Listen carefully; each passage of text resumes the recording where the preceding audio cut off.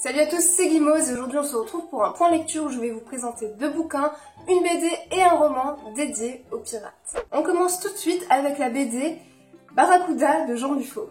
C'est une histoire de pirates très captivante, plutôt classique, mais qui retranscrit très bien la cruauté dont est capable les pirates. On a affaire à une histoire qui se passe majoritairement sur Terre, et c'est un choix plutôt judicieux, parce que même si de manière générale les pirates passent la plus grande partie de leur vie sur les mers, mettre pied à terre reste indispensable et se trouve être le lieu de sévices tout aussi sanguinaires que sur les mers, voire même plus, puisque certaines choses sont interdites sur les navires, comme le fait de fricoter de quelque manière qu'il soit avec une femme. Le pirate en soi est un être attiré par l'argent et par l'envie de le dépenser et d'en jouir le plus vite possible, et avec les otages qu'ils ont pu faire, en l'occurrence 3 belles jeunes femmes espagnoles, autant vous dire que la nécessité d'aller les vendre sur le marché des esclaves devient inévitable. Et à partir de là, ça va être une succession d'événements effroyables pour ces 3 personnes qui vont être séparées et qui vont nous proposer des parcours tout à fait différents.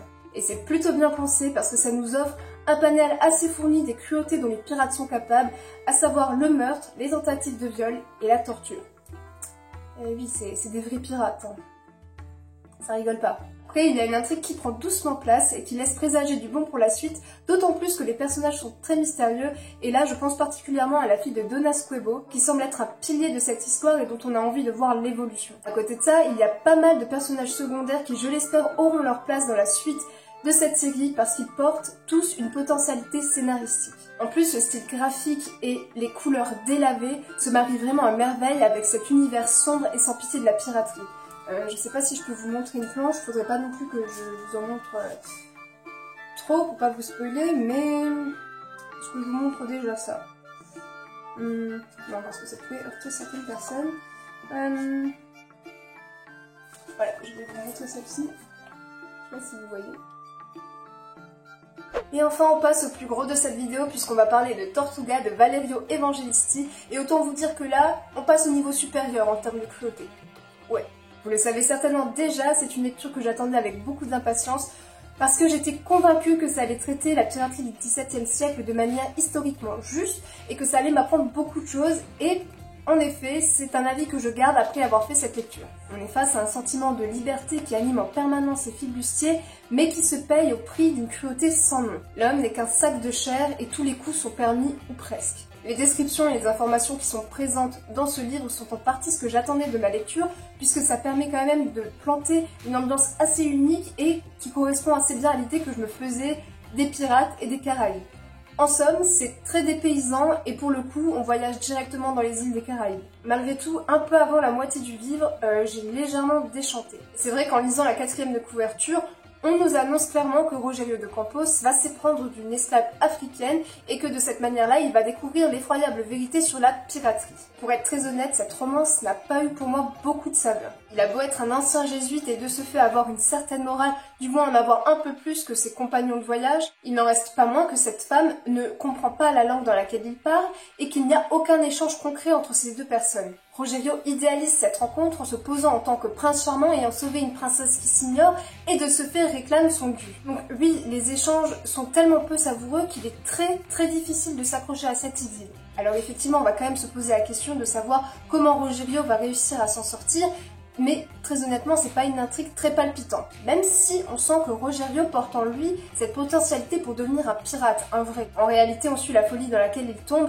sa folie pour cet esclave et tout ce que ça va engendrer. Il faut juste être conscient qu'en commençant cette lecture, on va pas avoir affaire à une romance. Je me suis donc accrochée, j'ai continué ma lecture et effectivement la dernière partie a réussi à ressaisir mon intérêt et à me faire voir au-delà de cette relation qui me freinait un peu dans ma lecture. Ça s'enchaîne de plus en plus vite et quand je suis arrivée à la fin, waouh, ça a été l'apothéose. La fin est haletante et confirme les impressions que j'avais à propos de Rogerio et de l'esclave.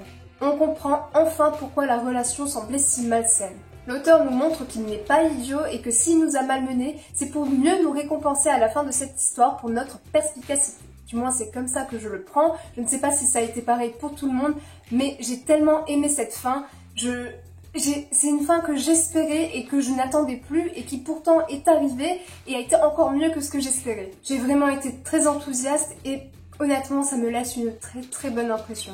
Par contre, en ce qui concerne le passé mystérieux de Rogerio, Autant vous dire qu'il faut attendre la dernière partie de l'histoire, voire même la fin, parce que durant toute l'histoire, on nous en parle pas tant que ça. Et c'est un peu dommage, parce que c'est censé être quelque chose qui relance le lecteur, qui devrait susciter chez lui des questionnements, or, dès que c'est abordé, on passe aussitôt à autre chose. Et franchement, on se dit que s'il n'en avait pas parlé, ça n'aurait rien changé à l'histoire.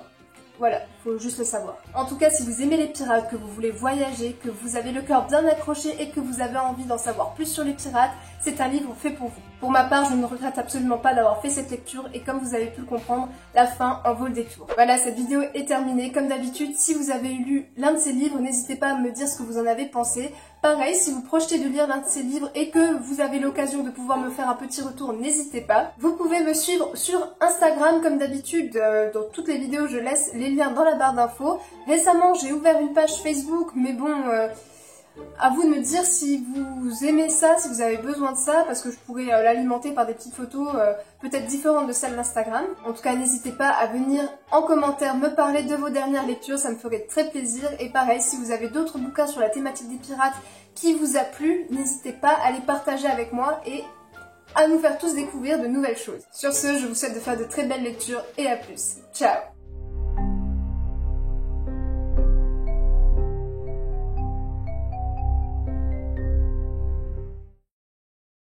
Tortuga de Rogerio, j'ai dit Valerio. Ah, ok. Il faut une petite musique pour me mettre dans l'ambiance.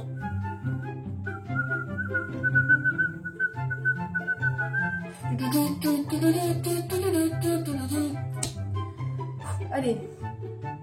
Bon, on efface un sentiment de liberté. J'attendais de cette Istar.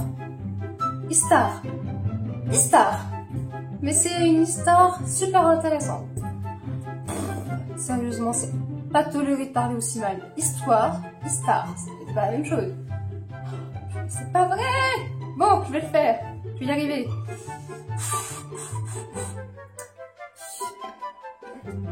J'ai mal à la main.